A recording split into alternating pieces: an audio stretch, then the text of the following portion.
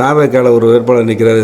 இவர் மேலே வழக்கு இருக்குதுன்னு சொல்கிறாங்க. இந்த அவர் விசாரித்தா தன்னை பற்றி அவருக்கு தெரியாத அவர் என்னை பற்றி பேசியிருக்கிறாரு. அரசியலில் எல்லாம் பேசலாம், அதை பற்றி ஒன்றும் கிடையாது, தெரிஞ்சு பேசணும். நாளை வெல்லும் நேயர்களுக்கு வணக்கம். ஆத்தூர் சட்டமன்ற உறுப்பினர் அதிமுகவின் வேட்பாளர் திரு ஏபி ஜெயசங்கரன் அவர்களை தான் நேர்காணல் பண்ண போகிறோம். ஆத்தூர் சட்டமன்ற தொகுதியின் கள நிலவரத்தை பற்றி தெரிஞ்சுக்கலாம் வாங்க. சார், இப்போ தினசரி பிரச்சாரத்துக்கு செல்கிறீங்க, மக்கள் மத்தியில் வரவேற்பு எப்படிங்க சார் இருக்குது? கண்டிப்பாக இப்போ பார்த்திங்கன்னா இந்த சூழ்நிலை பார்த்தீங்க அப்படின்னாக்கா திமுக அரசு மேலே ரொம்ப வெறுப்பாக இருக்காங்க. அதாவது இந்த மக்களிடையே பார்த்தோன்னா, பெண்களிடையே பார்த்தோம்னா ஒரு மிகுந்த, அதாவது இந்த போதைக்கு எதிர்ப்பாக இருக்காங்க எல்லாருமே. எங்கே பார்த்தாலும் சந்து கடை, கஞ்சா, இதுக்கு பெண்கள் ரொம்ப எதிர்ப்பாக இருக்காங்க. வெளியே பெண்களை வெளியே விடவே முடியல, பெண் பிள்ளைங்களை வெளியே முடியல, பள்ளி குழந்தைகளை வெளியே செல்றதுக்கு பயமாக இருக்குதுன்னு ரொம்ப எங்ககிட்டே நிறைய பேர் சொல்கிறாங்க. ஆனால் இது எங்கள் ஊர் பக்கத்தில் எப்படி இருக்குது, எங்கள் வீதியில் பக்கத்துலேயே எப்படி இருக்காங்க, இரவு நேரம் ஃபுல்லாக 24 மணி நேரமும் இது சாராய கடை இது விற்றுக்கிட்டு இருக்காங்க, இதெல்லாம் நீங்கள் பார்க்கணும் அப்படிங்கிறதெல்லாம் சொல்லணும். கஞ்சா நிறைய பழக்கமாக இருக்குதுன்னு இப்போ மந்தவெளி பக்கத்துலாம் பார்த்திங்கன்னா கஞ்சா பழக்கிறது, அங்கே போனால் பெண்கள் எல்லாமே சொல்கிறாங்க. அதனால் இந்த திமுக ஆட்சி மேலே ரொம்ப வெறுப்பில் இருக்காங்க. அதே மாதிரி நீங்கள் பார்த்தா அனைத்து கிராமத்துலேயும் குடிநீர் வசதி தட்டுப்பாடு இருக்குது. அதே போல் மேற்று குடிநீர் சரியாக வரதில்லை. அப்படியே வர்ற குடிநீரும் பாதுகாப்பு இல்லாத இருக்குது. எப்படின்னா ஒரு கலங்கிய நிலையில் வருது. அது அவங்க ஃபில்ட்ரேஷன் பண்ணி குடிக்கிறதுக்கு 15 days ஆகும். அதாவது போன 15ஆவது நாளில் வந்த தண்ணியை இன்றைக்கி குடிப்பாங்க. இன்றைக்கி வர தண்ணி 15ஆவது நாளில் வர தண்ணியை அடுத்த 14 தான். ஏன்னா அந்த செடிமெண்ட்லாம் கீழே ஃபில்டர் ஆகி இறங்கி அது பண்ணுறது. இவங்க சாக்கடையை தூர்வாரி பல நாள் ஆகுது. இன்றைக்கி பார்த்தாலும் சாக்கடை தூர் வாரினதே கிடையாது. அதேமாதிரி இந்த சாக்கடைக்கு தூர் வாடுறதில்ல, அதுக்கு கொசு மருந்து அடிக்கிறதில்ல, அதே போல் ப்ளீச்சிங் பவுட்ரு எந்த இதுவும் போடுறதில்ல. ரேஷன் கடைக்கு போனால் அவங்களுக்கு பொருள் சரியாக போடுறது கிடையாது. ஒரு நாளைக்கு ஒரு பொருள், அதாவது என்னென்னா இப்போ அரிசி வாங்குறதுனா இந்த வாரம் அரிசி மட்டும்தான் வாங்கணும், அடுத்த வாரம் பருப்பு மட்டும்தான் வாங்கணும், அடுத்த வாரம் ஆயில் மட்டும்தான் வாங்கணும். அப்படிங்கிறதுனால எங்களுக்கு ரேஷன் கடையில் நடக்க முடியல அப்படிங்கிறாங்க. மக்களுக்கு ஒரு வெறுப்பாக இருக்கிற மாதிரி நினைக்கிறாங்க. அதனாலேயே அதிமுக ஆட்சிக்கு வரணும் அப்படிங்கிறத நினைக்கிறாங்க. ஆத்தூரோட வளர்ச்சி திட்டங்கள் என்னென்னங்க சார் வச்சுருக்கீங்க? அதாவது நான் போன எலெக்ஷன்லேயே அனைத்து இந்திய அண்ணா திராவிட முன்னேற்ற கழக அரசு அமைஞ்சது அப்படின்னாக்கா ஆத்தூரில் எய்ம்ஸ்க்கு ஈக்குவலாக ஒரு மருத்துவமனை, ஒரு சிறிய மருத்துவமனையாக இருந்தாலும் சரி, ஒரு மருத்துவ ஆல் ஃபெசிலிட்டி உள்ள மருத்துவமனையை நம்ம கட்டணும் அப்படின்னு ஒரு வாக்குறுதி கொடுத்துருந்தேன். இப்பயும் அதே வாக்குறுதி தான் கொடுத்துருக்கேன், மக்களுக்கு கொடுத்துருக்கேன். எப்படின்னா இந்த மருத்துவமனையில் ஒரு ஃபெசிலிட்டியுமே இல்லை. ஒரு யூராலஜியோ, ஒரு நெஃப்ராலஜி, ஒரு ஹார்ட் இதுக்கு எதுக்குமே கிடையாது. இந்த ஆத்தூர் மருத்துவமனை இன்றைக்கி எப்படி இருக்குது அப்படின்னா, இது சட்டமன்றத்தில் நான் பேசியிருக்கேன், பதிவு பண்ணியிருக்கிறேன். இந்த ஆத்தூர் மருத்துவமனையில் மருத்துவர்கள் கிடையாது, செவிலியர் கிடையாது, மருத்துவ உபகரணங்கள் கிடையாது, போதிய மருத்துவ வசதியே கிடையாது அப்படின்னு நான் சொல்லியிருக்கிறேன், எடுத்து உரைச்சிருக்கிறேன். ஆனால் அதுக்கு அந்த அமைச்சர் மருத்துவக்கூடம் பேசியிருக்கிறாரு, இல்லைன்னு சொல்ல. இன்றைக்குடைய நிலைமை, ஆத்தூருடைய நிலைமை, காய்ச்சலுக்கும் ஒரே மருந்து தான், தலைவலிக்கும் ஒரே மருந்து தான், நாய்க்கடிக்கே ஒரே மருந்து தான் அப்படிங்கிறது தான் இன்றைக்கி ஒரு நிலைமை. ஒரு பெரிய வியாதிக்காரன் அங்கே ஒரு ஆப்ரேஷன் பண்ணணுன்னு போனாங்கன்னு வச்சிங்களேன், அங்கே ஆப்ரேஷன் பண்ணவே முடியாது. ஏன் அப்படின்னா மயக்க நிபுணர் கிடையாது. இன்றைக்கி ஒரு பேஷண்ட்டுக்கு ஒரு அவதி போட்டு இன்றைக்கி வயிற்றில் ஒரு கட்டி அப்படின்னா கூட ஒரு ஆப்ரேஷன் பண்ணுறதுக்கு டாக்டர் அங்கேருந்து சங்ககிரியோ இல்லை நாமக்கல்லோ இல்லை சேலமோ அங்கேருந்து டெப்டேஷனில் அவங்க என்னைக்கு அந்த ஆப்ரேஷன் வைக்கிறாங்க அப்படிங்கிறது வச்சா தான் இன்றைக்கி பண்ண முடியும். அதுதான் ஆத்தூருடைய நிலைமை. இது சட்டமன்றத்தில் நான் எடுத்து உரைச்சிருக்கிறேன். அதே போல் ஒரு எம்டி டாக்டர் ஒரு நோயாளிக்கு அவருடைய நோயின் தன்மைக்கு ஒரு இருதயம் எப்படி இருக்குதுன்னு செக் பண்ணுறதுக்கு கூட இங்கே அந்த போதிய வசதி இல்லாத இன்றைக்கி மருத்துவர் இல்லாத நிலைமை இருக்குது. இந்த நிலையெல்லாம் போகணும். ஆக்சுவலாக நான் சொன்னது என்னென்னா, இப்போ இருக்கிற மருத்துவமனையை பின்னாடி இப்போ மருத்துவ வசதி செய்யணும் அப்படின்னாக்கா செய்ய முடியல அப்படின்னா இதை மகப்பேறு மருத்துவமனை ஆக்கிட்டு வெளியில் கொண்டு போய் ஒரு 10 ஏக்கர் இல்லை அரசு நிலத்திலேயே எடுத்து ஒரு பெரிய மருத்துவமனையாக கட்டணுங்கிறது தான் என்னுடைய தேர்தல் வாக்குறுதியாக நான் உங்களுக்கு சொல்கிறேன். சார், இப்போ ஆத்தூர் சட்டமன்ற தொகுதியில் விவசாயிகளுக்கான வளர்ச்சி திட்டம் என்னென்ன சார் வச்சுருக்கீங்க? நான் சொல்கிறேன் தம்பி. இந்த ஆத்தூர் வசிஷ்ட நதி. இந்த வசிஷ்ட நதி ஒரு காலத்தில் நம்ம இந்த ஆற்றுல நாங்கள் தண்ணியை அள்ளி குடிச்சிருக்கிறோம். இந்த ஆறு அழகு, நம்மளை ஆத்தூருடைய அடையாளம், ஒரு நம்மளுடைய தொப்புள் கொடி உறவு. நாகரிகங்கிறது ஆற்றுல தான் நம்ம நாகரிகத்தை கற்றுக்கிட்டோம். எப்படி கற்றுக்கிட்டோம் அப்படின்னாக்கா, நம்ம சடுகுடு விளையாண்டதுலேருந்து வழுக்க மரம் ஏறினதுலேருந்து எல்லாமே ஆறு தான். இன்றைக்கி டிவி வந்ததுனால, இந்த பொழுதுபோக்கு அம்சம் வந்ததுனால நம்ம ஆற்றை மறந்துட்டோம்னு நினைக்கிறேன். யாருமே ஆற்றுல போய் அது விளையாடுறதில்ல, பண்ணுறதில்ல. பெண்கள் கும்மி அடித்ததுலேருந்து இதில் விளையாண்டதுலேருந்து எல்லாமே ஆறு தான் நம்ம பயன்படுத்திட்டு வந்தோம்.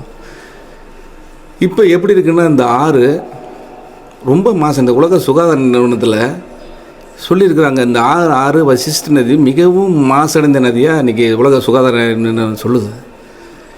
இந்த அதாவது ஆறு வந்து சாக்கடையாக மாறிருக்கு, ஒரு பெரிய சாக்கடைங்கிறது தான் இன்றைக்கி இந்த ஆறுடைய நிலைமை. இந்த சாக்கடை நீர் அங்கே நிற்கிறதுனால அந்த நீர் அந்த நிற்கிறதுனால சுற்றி இருக்கிற அதாவது கிரவுண்ட் வாட்டர் நிலத்தடி நீரை மாசடைய வைக்குது, அதனுடைய தன்மையே மாற்றுது. அந்த குடி தண்ணிக்கு நிறையா பயன்படுத்துகிற விவசாயிகளும் இருக்காங்க, அந்த தன்மையே மாற்றுதுங்கிறது தான் இன்றைக்கி உண்மை. அதனால் இந்த தண்ணியை அதாவது ஆத்தூர், நரசிங்கபுரம் நகராட்சி இரு நகராட்சிகளிலும் வர தண்ணியை கழிவு நீரை இந்த வசிஷ்ட நதி ஓரமாக கொண்டு போயிட்டு ஆற்றுல டைரெக்டாக கலக்கக்கூடாது, நேராக கொண்டு போயிட்டு வெளியே அம்மாம்பாளையம் பக்கமாக கொண்டு போயிட்டு அங்கே ரீசைக்ளேட்டிங் பண்ணுறோம். அதாவது சுத்திகரிப்பு பண்ணி அங்கேருந்து சுத்திகரிப்பு பண்ணி டோபிகானா வச்சு மறுபடியும் சுத்திகரிப்பு பண்ணி மறுபடியும் ஆற்றுல விடணும். அப்போ மாதிரி தான் விவசாயத்துக்கு அதை பயன்படுத்தணும். அதே போல் விவசாயிங்களுக்கு நல்ல ஒரு நேர்த்தியான விதையை கொடுக்கணும். ஃபஸ்ட்டு ஒரு அரசு வந்து இதெல்லாம் நிறைய விவசாயிகளுக்கு வந்து விவசாயத்தை ஊக்குவிக்கணும். இன்றைக்கி மழை பொழுது அதிகமாக பெஞ்சாலும் பாதிக்கப்படுறது விவசாயி தான், அதே போல் மழை பொய்த்து போனாலும் பாதிக்கப்படுறது விவசாயி தான். இன்றைக்கி இந்த அரசு அங்கே வந்து எதையுமே கண்டுக்கல. அதாவது இன்னும் சொல்லப்போனால் மரப்பயிரை நம்பி நிறையா பேர் இருக்காங்க. மரப்பயிருங்கிறது என்னென்னா தென்னை மற்றும் பாக்கு. அந்த விவசாயத்தில் வந்து பார்த்திங்க அப்படின்னா இனம் புரியாத நோய் தாக்குதல் இருக்குது. அந்த இனம் புரியாத நோய் தாக்குதல் இருக்கிறது அப்படின்னாக்க பிஞ்சு கொட்டுது, மட்டை காஞ்சி விழுகுது, சருகு ஆகுது. அப்போ அந்த சருகு ஆகாத போது அதில் அந்த 30 வருஷம் 40 வருஷம் ஆன மரங்கள்லாம் இன்றைக்கி நிறைய பேர் வெட்டிகிட்டு இருக்கிறாங்க. அதுக்கு வந்து இந்த அரசு விஞ்ஞானிகளை கொண்டு எதுவுமே செய்யலை, ஒரு நடவடிக்கையும் எடுக்கலை. ஒரு ட்ரோன் மூலிமா அதில் மருந்து அடிக்கணும், அந்த மரத்தை காப்பாற்றணுங்கிற வேலையெல்லாம் எதுவுமே செய்யலை. அதே போல் பார்த்தோம்னா வச்சுக்கேன், மக்காசோளம் இன்றைக்கி அதிகமாக பயிரிடுறத ஒரு பயிர் பார்த்திங்கன்னா மக்காசோளம். 22வது நாள்லேயே பார்த்திங்கன்னா அதுக்கு ஒரு அமெரிக்கன் படைப்புழுங்கிற குருத்துப்புழுங்கிறது வந்து வருது. அந்த குருத்துப்புழுக்கெலாம் இலவசமாக மருந்தடித்து கொடுக்கணும் அப்படிங்கிற ஒரு விவசாயிகளுக்கு அப்படி அடித்து கொடுக்கணுங்கிற ஒரு விதியை கொடுக்கணும். அதே போல் விதை வந்து நேர்த்தியாக இருக்கணும். இன்றைக்கி வந்து அட்வான்டாங்கிறது வந்து இவங்க கொடுக்குறாங்க, அரசு வந்து ஒரு அட்வான்டாங்கிறத வந்து அந்த கம்பெனி வந்து கொடுக்குறது பார்த்திங்க அப்படின்னாக்கா செடிலாம் வருது, நல்லா வருது, அந்த கருதெல்லாம் வருது, நல்லா பெரிய கருதாக வர மாதிரியே இருக்குது. ஆனால் உள்ளார வந்து கருதில் வந்து மணி இல்லை. அந்த மணி இல்லாதனால விவசாயிங்க நிறைய பேர் பாதிக்கப்படுறாங்க. இதை நான் சட்டமன்றத்தில் சொல்லும்போது கூட எடுத்து உடைக்கும் போது கூட அந்த அமைச்சர் மறுத்தார். அதாவது இங்குள்ள சீர்குலைக்கப்போ நம்ம அரசில் வந்து ஏடிஎம்கே அரசு இருக்கும் பொழுது அதில் பார்த்திங்க அப்படின்னாக்கா ஒரு பட்டா சீட்டாக கொடுத்தோம்னா, ஒரு கடையில் போய் கொடுத்தோம்னா அந்த அவங்க என்ன அந்த கம்பெனி வேணும், அந்த சீதோஷண தட்பவெப்ப நிலை எப்படி இருக்குது, மண்ணுடைய தன்மை எப்படி இருக்குது, அதுக்கு தகுந்தாப்புல அவங்க ஒரு பயிரை விடுவாங்க. இப்போ இது ஒரு காய்ச்ச காலத்துலேயும் வரும், இது மழை பெஞ்சாலும் இது நல்லா ஸ்டாண்ட் பண்ணி வரும் அப்படிங்கிறத சொல்லி அந்த கம்பெனியை வந்து தேர்ந்தெடுத்து அந்த விவசாயிகள் வாங்குவாங்க. அதே போல் தரமான உரம் கொடுத்தோம், தட்டுப்பாடு இல்லாத உரம் கொடுத்தோம், தரமான உரம் கொடுத்தோம். ஆனால் இப்போ அந்த மாதிரி கிடையாது. இவங்க வந்து கடல் பாசின்னு ஒரு உரத்தை கொடுக்குறாங்க. இந்த அரசு வந்து கடல் பாசின்னு ஒரு உரத்தை கொடுக்குறாங்க. வெறும் மண்ணாக இருக்குதுங்கிறாங்க, விவசாயி வந்து ஒரு மண்ணாக இருக்குதுங்கிறாங்க. அவங்களுக்கு இது வரதில்லை, மகசூலே வரது கிடையாது. இதெல்லாம் வந்து தடுத்து நிறுத்தணும். அதே மாதிரி அவங்களுக்கு இலவசமாக மருந்தடிச்சு கொடுக்கணும். விவசாயத்தை ஊக்குவிக்கணும்னா இது மாதிரி தான் பண்ணணும். அதேபடி அது ரிலேட்டடாக இன்னொன்று சொல்கிறேன். எடப்பாடியார் வந்து ஒரு திட்டத்தை கொடுத்துருந்தார். என்ன திட்டம்னாக்கா, இப்போ நம்ம ஆசியா துணைக்கண்டத்திலே பார்த்தீங்க அப்படின்னு வச்சுங்களேன், ஒரு கால்நடை ஆராய்ச்சி கழகம் விவசாயத்துக்கு, அதாவது விவசாயம் செய்கிற விவசாயிகள் உபத்தொழிலாக என்ன செய்கிறாங்கன்னாக்கா கால்நடை. அந்த கால்நடை வளர்ப்புங்கிறது பார்த்திங்கன்னா நம்ம ஆட்சி காலத்தில் ஆடு கொடுத்தாங்க, மாடு கொடுத்தாங்க, கோழி கொடுத்தாங்க. அந்த விவசாயத்தை பெருக்கணும், அவங்களுடைய தன்னம்பிக்கையை உருவாக்கணும், அவங்களுக்கு வந்து அந்த கால்நடைகள் மூலம் அவங்க பயன்பெறணுங்கிறதுக்காக அந்த விவசாயிங்க பயன்பெறணுங்கிறது அது மாதிரிலாம் கொடுத்தாங்க, அரசு கொடுத்தது. ஆனால் இந்த அரசு வந்து அதெல்லாம் நிறுத்திடுச்சு. இன்றைக்கி பார்த்தோம்னா அந்த ஆசிய துணைக்கண்டத்தில் கால்நடை ஆராய்ச்சி கழகத்துடைய ஃபார்முலா என்ன அப்படின்னா, ஒரு பேசிக்காக என்ன அப்படின்னா, குளோனிங் முறைப்படி ஒரு மாட்டை தயாரிக்கலாம். எப்படின்னா, எடப்பாடியார் கூட எல்லா கூட்டத்திலையும் சொல்லியிருக்காரு, எல்லா இதுலேயுமே சொல்லியிருக்காரு, ஒரு விவசாயி ஒரு பசுமாடு 65 லிட்டர் பால், இதுதான் ஃபார்முலா. அது ஒரு விவசாயி ஒரு நாளைக்கு 65 லிட்டர் பாலை அந்த மாட்டிலேருந்து கறந்து வித்தானா இது வந்து ஒரு நாட்டில் ஒரு வெண்மை புரட்சியை உருவாகும். ஒரு ஒரு நாடு வல்லரசு ஆகுது அப்படின்னாக்கா இத்தனை அடுகுண்டு வச்சுருக்கிறவங்களாம் வல்லரசு கிடையாது. விவசாயத்தில் செழிக்கிறவன் மட்டும்தான் வல்லரசு. ஒரு நாட்டில் வெண்மை புரட்சியை ஏற்படுத்த முடியும். அதை தான் வந்து நம்ம சொல்கிறோம், இந்த கால்நடையை உருவாக்கணும், விவசாயிகளுக்கு கால்நடைகளை வந்து அதற்கு உண்டான ஃபெசிலிட்டிஸ்லாம் உண்டு பண்ணி கொடுக்கணுங்கிறது தான் எங்களுடைய நோக்கம். இதை வந்து ஒரு தேர்தல் வாக்குறுதியாகவும் கொடுக்குறேன். அவங்க வந்து பயன்படுற மாதிரி ஒரு ஆட்டு பண்ணை, மாட்டு பண்ணை, இந்த மாதிரி இந்த இதில் இருந்து இந்த கால்நடை ஆராய்ச்சி கழகத்திலேருந்து அவங்க வாங்கணும். ஆடு வளர்க்கலாம், மாடு வளர்க்கலாம், கோழி வளர்க்கலாம், மீன் வளர்க்கலாம், பன்றி வளர்க்கலாம். இதை வந்து இன்றைக்கி எப்படி படித்த மாணவர்கள்லாம் இங்கே நிறைய பேர் இருக்காங்க. அதாவது கல்வி கடனே அவங்க கட்ட முடியாத சூழ்நிலை இருக்கிறாங்க. அவங்களுக்கெல்லாம் அரசு வந்து தொழிலை உருவாக்கி கொடுக்கணும், அவங்களாம் ஒரு பண்ணையாளர் ஆக்கணும், ஒரு முதலாளி ஆக்கணும். அதுக்கெல்லாம் நான் மிகுந்த பாடுபடுவேன். அது இந்த ஃபெசிலிட்டிஸ்லாம் அவங்களுக்கு கொடுத்து ஒரு பண்ணையாளர் ஆக்கி அவங்களுக்கு அரசு மானியத்தில் கொடுத்து அவங்கள ஒரு ஏற்றுமதியாக்கி அவங்க வாழ்க்கை உயர்கிறதுக்கு பாடுபடுவேன். சார், இப்போ காவிரி நதிநீர் திட்டத்தை பற்றி கொஞ்சம் சொல்லுங்கள் சார். கண்டிப்பாக ஒரு சிறப்பான திட்டம் அதுங்க. அதாவது அத்திக்கேடு அவிநாசி திட்டம் அப்படின்னாங்க. பல முதல்வர்கள் கைவிட்டாங்க அந்த திட்டத்தை. ஆனால் எடப்பாடியார் வந்து அந்த திட்டத்தை எடுத்து கிட்டத்தட்ட ஒரு 1864 கோடி ரூபா செலவு பண்ணி இன்றைக்கு பார்த்திங்கன்னா 6 மாவட்டம் அதனால் பயன்படுது. அங்கே கூட இருக்கிறவங்க கூட எல்லாத்தையும் கேட்டிருக்கிறேன் நான். எங்கள் ஊர்லாம் அந்த கிட்டத்தட்ட திருப்பூர், அவிநாசி இதெல்லாம் பார்த்திங்கனாக்கா கோவை, ஒரு 6 மாவட்டம் அந்த பகுதியை சேர்ந்த மக்கள் சொல்கிறாங்க, எங்கள் ஊர்லாம் பாலைவனமாக இருந்தது இன்றைக்கி சோலைவனமாக இருக்குது அப்படின்றாங்க. இதெல்லாம் பார்க்குறதுக்கு ரொம்ப மனசுக்கு மகிழ்ச்சியாக இருக்குது. அதே போல் பார்த்தோம்னா இப்போ காவிரி சரபங்கா நதிநீர் திட்டம் அப்படின்னு, அதாவது காவிரி உபநீர் சரபங்கா நதி திட்டங்கிறது, அதில் பார்த்திங்க அப்படின்னா 120 ஏரிகள் நிரப்புகிற திட்டம் அது. அந்த 120 ஏரிகள் தான் எடப்பாடியார் வந்து அறிவித்தார். அப்போ அதில் வந்து ஒரு பாராட்டு கூட்டத்தில் வந்து நாங்கள் கேட்டோம், அவர் விவசாயிகள் அவருக்கு வந்து ஒரு பாராட்டு கூட்டம் நடத்தினாங்க. இப்போ வந்து பனமரத்துப்பட்டி வரையில் அந்த தண்ணியை கொண்டாந்துட்டாங்க. அப்போ நான் எங்கள் மாவட்ட செயலர்கிட்ட சொல்லியிருந்தேன், என்ன சொல்லியிருந்தேன், ஆனால் இது மாதிரி வந்து எங்களுக்கு வந்து இந்த தண்ணி இங்கே கொண்டு வந்துட்டோம்னா ஏற்காடு, கெங்கவல்லி, ஆத்தூருக்கு இதெல்லாம் தண்ணி போகும். எங்களுக்கு இது மேட்டு பகுதியாக இருக்குது, இந்த ரோடுக்கு தானே வந்து ஒரு மேட்டு பகுதியாக இருக்குது, எப்படி கொண்டு வரீங்க, எனக்கு கொண்டு வரணுங்க அப்படின்னா. உடனே ஐயா கிட்ட சொன்னார், அவர் எடப்பாடிகிட்ட சொன்ன உடனே அதே கூட்டத்தில் அறிவித்தார், இந்த காவிரி உபரிநீர் திட்டங்கிறது பனம்பரத்துப்பட்டியிலிருந்து அப்படியே மேலே கொண்டு வந்தோம்னு வச்சிங்களேன், அப்படியே கலாரம்பட்டி, இது மேற்கு ராஜாபாளையம், தமையனூர் எல்லாமே மேடு பங்கான இடம். இன்றைக்கி அது வந்து பார்த்திங்க அப்படின்னாக்கா ஒரு எப்படின்னா தண்ணியே இல்லாத பகுதியாக இருக்குது. அது இந்த நதி நீர் மட்டும் வந்துருச்சு அப்படின்னாக்கா அவங்க மேடு பகுதியாக இருக்கிறதுனால மிகுந்த பயனடைவாங்க. இன்றைக்கி கால்நடை வளர்ப்புக்கு இருக்கிறவங்களும் கால்நடை வளர்த்துறதுக்கும் மறுபடியும் எல்லா பயிர் பண்ணுறதுக்கும் ரொம்ப அந்த திட்டம் வந்து விவசாயிகளுக்கும் சரி, மக்கள் பொது பப்ளிக்குக்கும் சரி மிக உயர்ந்த திட்டம், நல்ல திட்டம். அதை கொண்டு வரன்றிருக்கிறோம். அனைத்து ஏரி, குளம், குட்டை கொண்டு வந்து காவிரி நீரை நிரப்புகிறோம். அதில் எந்த மாற்றுக்கிறதும் கிடையாது. இப்போ வந்தபோது கூட இந்த பரப்புரையில் வந்தபோது கூட பொதுச் செயலாளர் அவர்கள் வந்து இதை அறிவித்து சென்றிருக்கிறார். உண்மையாலுமே அதை நடவடிக்கை எடுக்கப்படும். எடப்பாடியார் கண்டிப்பாக கொண்டு வருவார், அதில் நம்பிக்கை இருக்குது. இப்போ தற்போது பார்த்தோம்னா அரசியலில் 3 முனை போட்டியாக இருந்துச்சு, தற்போது இப்போ 4 முனை போட்டியாக மாறி இருக்குது. 2026 சட்டமன்ற தேர்தலில் உங்களுடன் போட்டியிடும் வேட்பாளர்களை பற்றி நீங்கள் என்ன நினைக்கிறீங்க? கரெக்டாக நீங்கள் பேசுகிறது. அதாவது களம் வந்து 2 முனை போட்டி தான். ஒன்று திமுக, ஒன்று அதிமுக, அவ்வளோதான். அதிமுகவுக்கு எதிரி வந்து திமுக மட்டும்தான். அதாவது எப்படின்னா இங்கே பார்க்குறோம் அப்படின்னா திமுக ப்ளஸ் காங்கிரஸ். இப்போ காங்கிரஸ் தான் நிற்கிறாங்க. அவர் காங்கிரஸ் வேட்பாளர் வந்து வெளியூர் வேட்பாளர். இப்போ மக்கள் சொல்கிறது அதுதான், அவர்னா வெளியூர் வேட்பாளர், உள்ளூர் வேட்பாளர் தான் நம்மளுக்கு வேணும் அப்படின்றாங்க. அதேமாதிரி இன்னொரு வேட்பாளர் வந்து நிற்கிறது, தாவேக்கால ஒரு வேட்பாளர் நிற்கிறாரு, செல்வ பாரதின்னு ஒருத்தர் நிற்கிறாரு. அவர் பார்த்திங்கன்னா அவரும் இந்த தொகுதியே கிடையாது. அவரும் வந்து வெளியூர்காரர் தான், இந்த தொகுதியிலே சம்மந்தப்படாதவர் தான். அவரை பற்றி கூட நான் கொஞ்சம் விசாரித்தேன், எப்படி இருக்கிறாரு அவர் அப்படின்னு. அந்த வேட்பாளரை பற்றி கேட்கும் பொழுது அவர் பார்த்தா ஒரு குற்றவியலில் இது ஒரு அக்யூஸ்ட் நம்பர் 2 அப்படின்ற மாதிரி சொன்னாங்க. எடப்பாடி பேரில் நான் போயிருந்தேன். எங்கே இந்த மாதிரி தும்பலாமே அவர் பக்கத்து தொகுதிக்காரராமே அப்படின்னு கேட்கும்போது அவங்க சொன்னாங்க. அவர் கூட என்னை ஒரு விமர்சனம் பண்ணியிருந்தார்.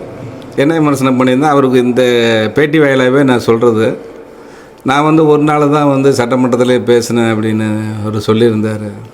ஆக்சுவலாக பார்த்தீங்க அப்படின்னா உண்மையாலுமே அதெல்லாம் வேதனைக்குரிய விஷயம். இந்த அரசு எம்எல்ஏ அவங்களுக்கு சட்டமன்ற உறுப்பினர்களுக்கெல்லாம் நாங்கள் ஆட்சிக்கு வந்தால் 150 நாள், ஒரு வருடத்திற்கு 150 நாள் சட்டமன்றம் நடத்துவோம் அப்படின்னு சொன்னாங்க. ஆனால் இந்த அரசு பண்ணுற வேலை எப்படின்னாக்கா வருஷத்துக்கு 10 நாள் டு 15 நாள் தான் நடத்தியிருக்கிறாங்க. அப்படி இந்த 15 நாள் நடத்தும் போது கூட இந்த 5 வருடத்துலேயும் நான் எல்லா சட்டமன்றத்துலேயும் நான் நடக்கும் பொழுது நான் பேசியிருக்கிறேன். கேள்வி பதிலாக இருந்தாலும் சரி, நான் கூட்டுறவு மானிய கோரிக்கையில் பேசியிருக்கிறேன். கூட்டுறவு மானியங்களை பேசும் பொழுது கூட்டுறவு சங்க ஊழியர்களுக்கு, அது ரேஷன் கடை ஊழியர் இருக்காங்க இல்லையா, அவங்களுக்கு அகவலிப்படியை பற்றி நான் பேசினேன். மத்திய அரசுக்கு இணையாக அவங்களுக்கு நிறுத்திய அகவலிப்படியை நீங்கள் கொடுக்கணுங்கும் போது அது அவங்களுக்கு பெற்றிருந்ததில் அவங்க எல்லாருமே எனக்கு நன்றியும் சொல்லியிருக்காங்க. இந்த தம்பி என்ன எப்படி பேசுனாருன்னு தெரியல. எனக்கு என்னையை பற்றி என்ன பேசுனது, ஏதோ ஒரு குறுக்கு வழியில் அவர் ஏதோ பேசுகிறதா தெரியல. அவரை விசாரித்தா தன்னை பற்றி அவருக்கு தெரியாத அவர் என்னை பற்றி பேசியிருக்கிறாரு. ஃபஸ்ட்டு ஒரு புது வாழ்க்கையில் வரணுன்னா நான் அடக்க வேணும்னா என்னை பற்றி ஒரு விமர்சனம் பண்ணும்போது அவர் என்னை பற்றி முழுசாக தெரிஞ்சுக்கிட்டு அவர் பேசணும். ஏதோ ஒரு இதில் ஒரு சொல்கிறதுல ஒரு இதில் தப்பு கிடையாது. அரசியலில் எல்லாம் பேசலாம், அதை பற்றி ஒன்றும் கிடையாது. தெரிஞ்சு பேசணும். உண்மைக்கு மரண கருத்தை எதுவுமே பேசக்கூடாது. அவர் சொல்கிறாங்க, அவரை பற்றி ஊரில் விசாரித்தோம்னா சொல்கிறாங்க, இவர் அங்கே வேலை வாங்கி தரேன்னு எல்லாத்துக்கிட்டையும் பணத்தை வாங்கி சீட்டிங் பண்ணுறதுல இவர் சீட்டெடு பர்சன், இவர் மேலே வழக்கு இருக்குதுன்னு சொல்கிறாங்க. அவருக்கெல்லாம் நீங்கள் ஒரு பேட்டியும் தராதிங்க, அவர்லாம் இந்த மாதிரி சீட்டிங் பர்சன், அவர்லாம் அக்யூஸ் நம்பர் 2 அப்படின்னு சொல்கிறாங்க. இருந்தாலும் அந்த தம்பிக்கு சொல்கிறேன், வரும்பொழுதே நீங்கள் ஒரு நல்ல கருத்துக்களை மக்களுக்கு என்ன செய்யணுங்கிற கருத்தோடு வரணுங்கிறது தான் எல்லாத்துக்குமே கருத்து. அதே போல் இன்னொரு கட்சிங்கிறது நாம் தமிழர் நினைக்கிறாங்க. அது ஒன்றும் பெரிய எஃபெக்டிவ்லாம் கிடையாது.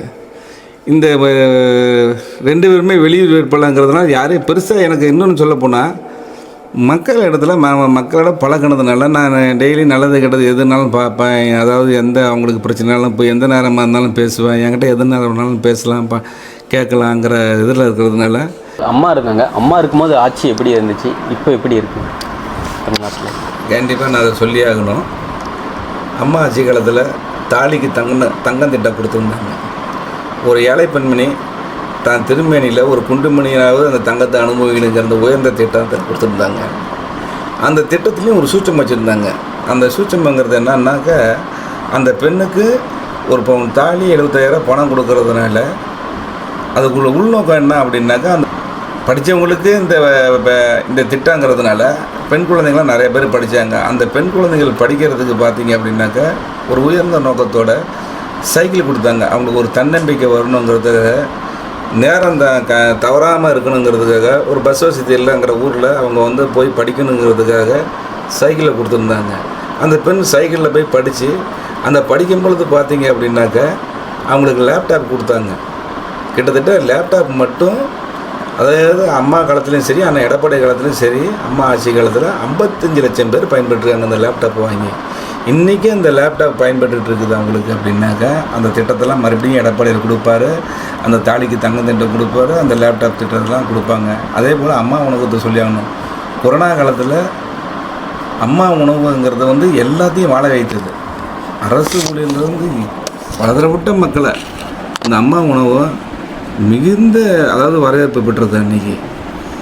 இன்றைக்கி அதாவது நோயாளிகளுக்கு அங்கேருந்து தான் போனது, பொதுமக்களுக்கு அங்கே தான் அந்த உணவகத்தில் தான் சாப்பிட்டாங்க. அந்த உணவகத்தில் மறுபடியும் கொண்டு வரணும், அந்த திட்டத்தை மறுபடியும் கொண்டு வரணும்னா அது எடப்பாடியால் மட்டும்தான் முடியும். அதே போல் இப்போ இந்த 100 யூனிட் மின்சாரம் ஃப்ரீ கொடுத்தாங்க. இன்றைக்கி பார்த்திங்கன்னா 100 யூனிட் மின்சாரம் ஃப்ரீ கொடுத்து இந்த அரசு சொன்னாங்க, அதாவது மாதத்துக்கு ஒரு தடவை நாங்கள் கணக்கெடுப்போம், மின் கணக்கீடு செய்வோம் அப்படின்னாக்கா அந்த 100 யூனிட் மின்சாரம் அவங்க பயன்பெறுவாங்க. ஆனால் இந்த அரசு செய்யலை, சொன்னதை தவிர செய்யவே இல்லை, எதுவுமே செய்யலை. மின்சார உயர்வை உயர்த்தினாங்களே தவிர எதுவுமே செய்யலை. அதனால் அம்மா கொடுத்த ஃபெசிலிட்டிஸ் எல்லாம் அண்ணன் எடப்பாடியார் எதுவுமே 1% குறைக்காமல் கொடுத்துக்கிட்டே இருந்தார். மறுபடியும் அம்மா கொடுத்த திட்டங்களை அனைத்தும் நிறைவேற்றுவார் எடப்பாடியாருங்கிறதுல இந்த நேரத்தில் நான் சொல்லிக்கிறேன். ஓகேங்க சார். மாலை விளைவு சேனல் சார்பாக வாழ்த்துக்கள். நன்றி.